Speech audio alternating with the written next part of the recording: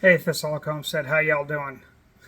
So tonight, real quick, we're gonna do a chicken Milanese for dinner.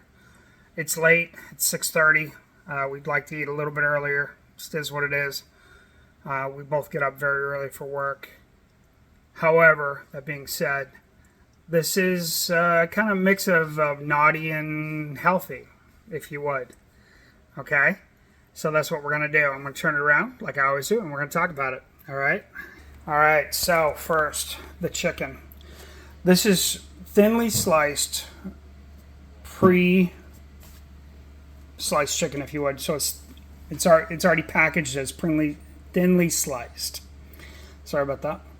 So what I do is I take it and I pound it. So I lay saran wrap or plastic wrap on the counter, lay my chicken down, and then top it with more plastic wrap, and then I pound it with my meat mallet.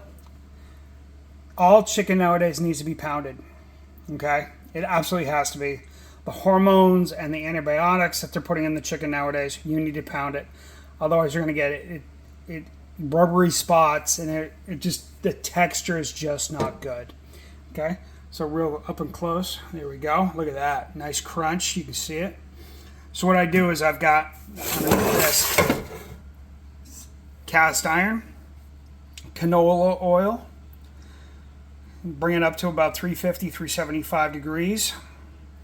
If you don't have a oil thermometer or whatever, best guess, you put it in the pan, it sears. The amount of oil I'm putting in, it might be a half inch, quarter inch to a half inch of oil, probably closer to a quarter of inch. So it's more like pan fry or pan sear, okay? And then you turn it both sides. Let me explain the breading first. I'm getting ahead of myself. So the breading is seasoned flour. So it's flour with salt, pepper, granulated garlic, then whisked eggs. Ideally, you want 4 to 5 eggs.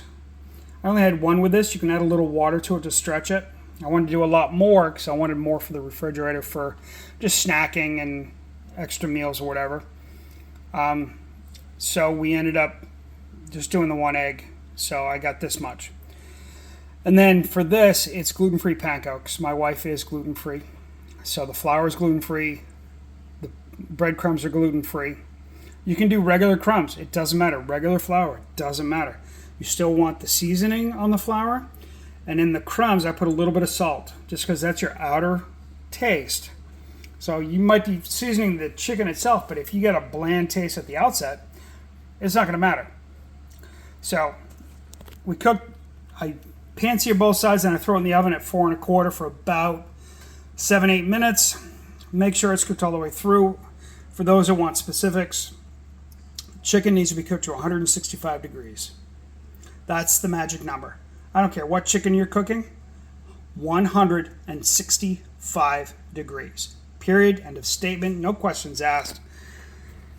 Above that is good. Below that is salmonella.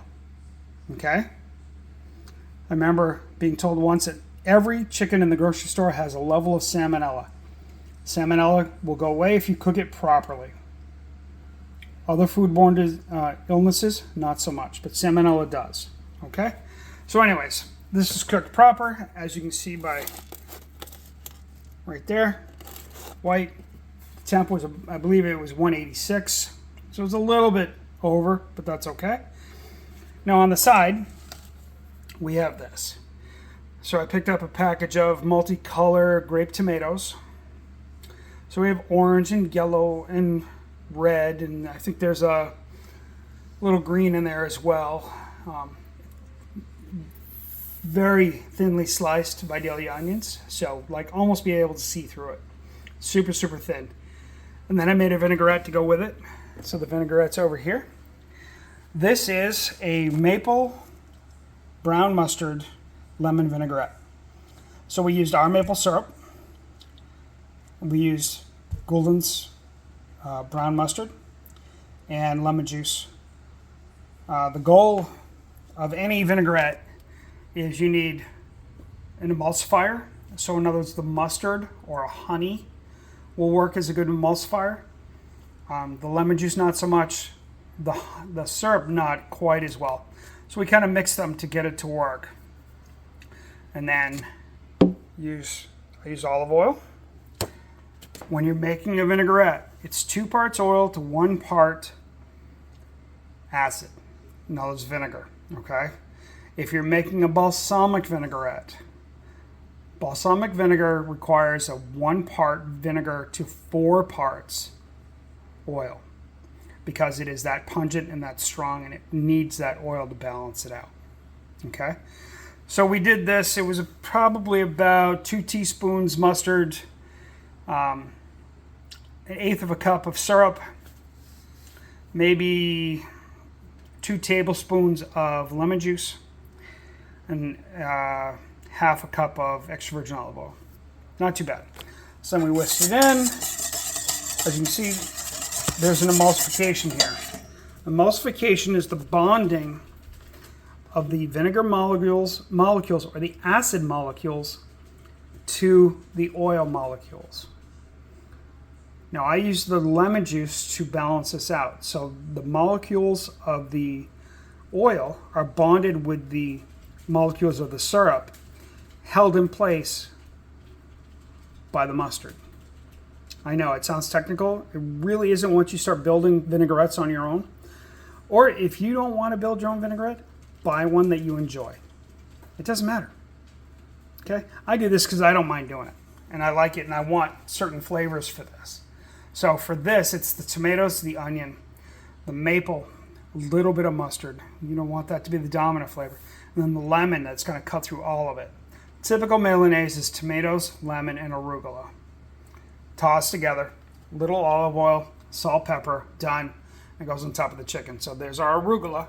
Gotta love it. Okay? So that being said, we're going to take a piece of chicken. We're going to take a little arugula right there on the top.